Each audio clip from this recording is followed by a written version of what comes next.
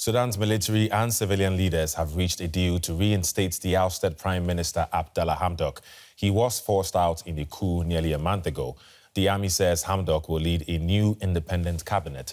But the main opposition grouping, the Forces of Freedom and Change, says it won't recognize any deal with the military. For more than 3 weeks, Sudan has been rocked by protests, some of them deadly.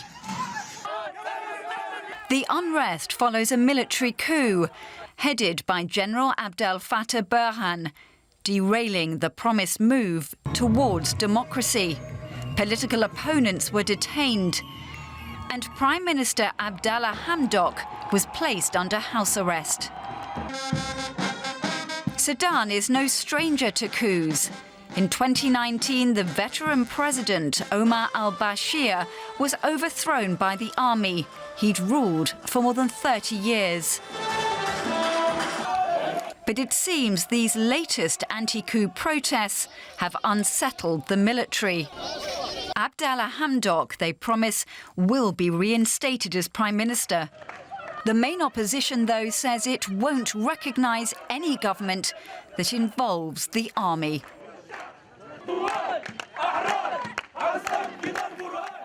Let's take a look at these latest developments with Kholoud Kaye at the think tank Inside Strategy Partners.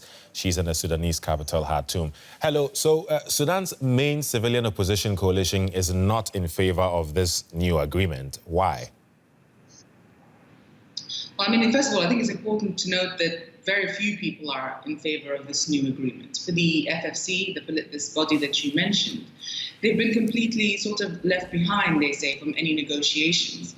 And for some of them, their stance has been not to negotiate in the first place with the military, because they know that any agreement arising from a negotiation with the military at the moment will result in senior military leadership remaining in power. And that's not something that they or their constituents want.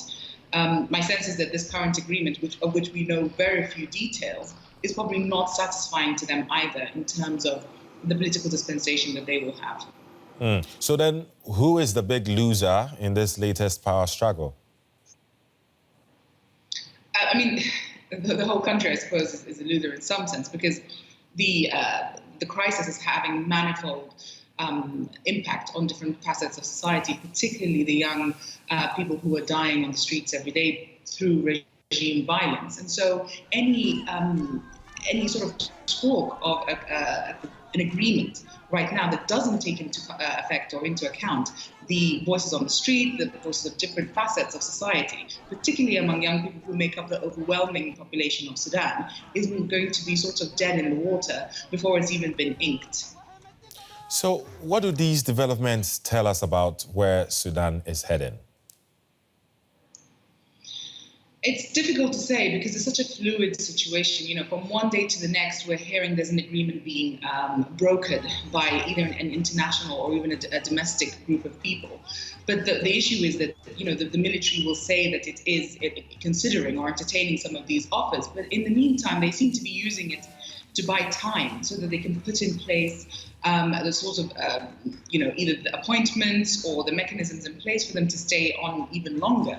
And the reason they're doing that is because the coup in and of itself is pretty weak. So they're hoping that time will be a factor that will allow them to stay in power as much as possible. Of course, that is only going to rile up not just the street, but even the political elites who 2 years ago compromised on an agreement that saw the power sharing deal had.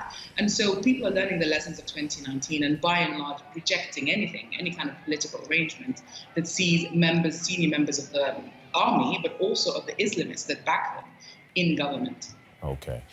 Kholoud Kaye in Khartoum, thank you very much for your insights.